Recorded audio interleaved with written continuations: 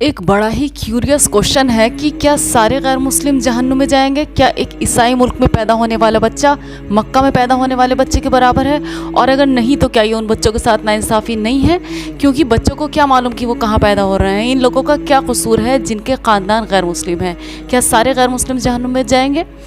इस बारे में पहला अज़म कि ख़ास इलाक़े में रिहाइश ईमान का लाजमी मायार नहीं है। वो इसलिए कि मूसा अलैहिस्सलाम की स्टोरी को सब जानते हैं। मूसा अलैहिस्सलाम फ़िरऔन के घर में पले बड़े, बिल्कुल एक गैर दीनी माहौल में पले बड़े, लेकिन फिर भी बिल आखिर वो एक नबी बने।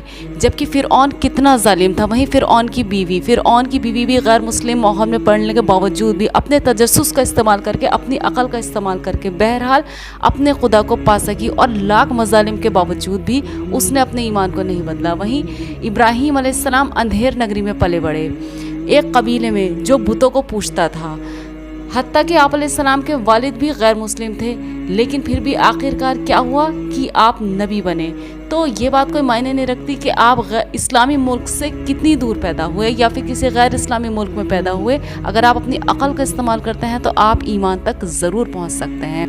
इसी बात को हम दूसरी तरह से देखें तो अबू लहब को देख लीजिए। वो पैगंबर हज़रत मोहम्मद सल्लल्लाहु तआला अलैहि वसल्लम के करीबों में था। देखा जाए तो ऐसा माना जाता है कि वो सबसे खुशकिस्मत लोगों में से एक है, लेकिन हज़ार मौजज़े हुजूर के देख लेने के बावजूद भी क्या वो ईमान लाया? जहाँ गैर मुस्लिम देशों में पैदा हुए लोग ईमान तक पहुँच गए, वहीं नबी अलैहिस्सलातु वस्सलाम को देखने के बाद भी कुछ लोग ईमान नहीं लाए।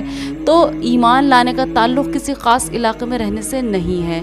इससे हमें पता चलता है कि कुछ लोग गैर इस्लामी ममालिक में रहते हुए भी अपने तजस्सुस का इस्तेमाल करके ईमान तक पहुँच सकते हैं, जबकि बाज़ इस्लामी ममालिक में रहते हुए भी नहीं पहुँच सकते।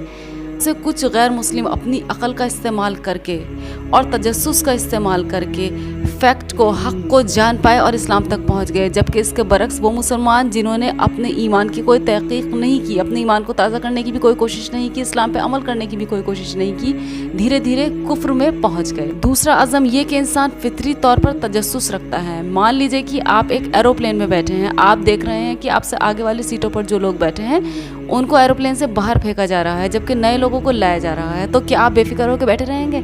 आप ये नहीं सोचेंगे कि क्यों ऐसा हो रहा है कि आगे वालों को फेंका जा रहा है और पीछे वाले नए को लाया जा रहा है? इसी तरह हम एक ज़िंदगी नाम के हवाई जहाज़ में हैं। हम ये क्यों नहीं सोचते कि जो लोग मर रहे हैं वो आखिर कहाँ जा रहे हैं, उनके साथ क्या हो रहा है, और जो पैदा हो रहे हैं उनके पैदा होने की रीज़न क्या है, मैं कहाँ से आया हूँ, मुझे यहाँ किसने भेजा और मैं कहाँ जा रहा हूँ।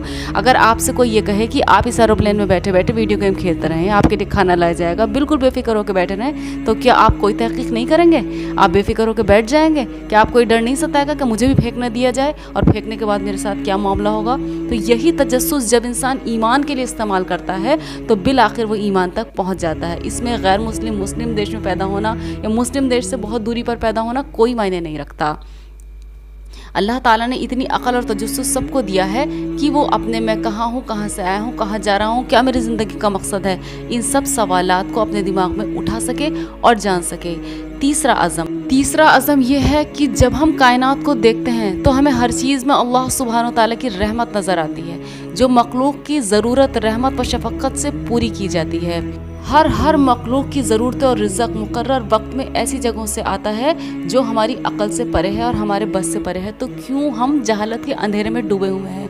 क्यों अक़ल का इस्तेमाल नहीं करते कि जब इन सब चीज़ों की तख्लीक़ किसी वजह से हो रही है तो इंसान की तख्लीक़ बेवजह कैसे हो सकती है? अगर मामला ऐसा है तो खुदा हर फ़र्द के हालात से बख़ूबी वाकिफ़ है।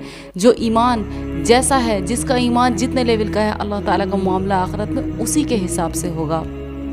हाँ, ये सच है कि अल्लाह ताला बहुत रहम करने वाला है, क्योंकि पूरी इंसानियत में जितनी माएँ, जितने बाप, जितने बहन भाई, जितने भी इंसानों में आपस में मोहब्बत है, जानवरों में आपस में मोहब्बत है, वो अल्लाह ताला की शफ़क़त का सिर्फ एक हिस्सा है। तभी तो अल्लाह ताला अपने बंदे की हर बंदे की हर ज़रूरत से वाकिफ़ है और ज़रूरत के मुताबिक उनकी ज़रूरियात को पूरा कर रहा है। यही वजह है कि आखिरत में भी इस बात का यकीन है कि फ़ैसला इंसाफ के साथ होगा। लेकिन अल्लाह ताला ने इतनी अक़ल और तजस्सुस हर किसी के अंदर रखा है कि वो अपनी ज़िंदगी के मक़ासद को जान सके, और जो इस इल्म का इस्तेमाल करता है इंशाअल्लाह ताला ईमान तक ज़रूर पहुँच जाता है। بس ہمیں یہ دیکھنا ہے کہ اللہ تعالیٰ نے اپنے نبی کے ذریعے سے جو عزم ہمیں دیے ہیں ہم ان پر کس طرح کھرے اترتے ہیں، اور اس بات کی کوشش کرنی ہے کہ اگر آج ایمان ہمارے پاس ہے تو ہم ایمان پر مومن کے طور پر اللہ تعالیٰ کے پاس پہنچ جائیں، اور جن کے پاس ایمان نہیں وہ یہ جانیں کہ آخر ہماری زندگی کا مقصد کیا ہے۔ جب وہ کیا، کون، کیسے کا سوال اپنے آپ سے کریں گے تو ایمان پر ضرور پہنچ جائیں گے۔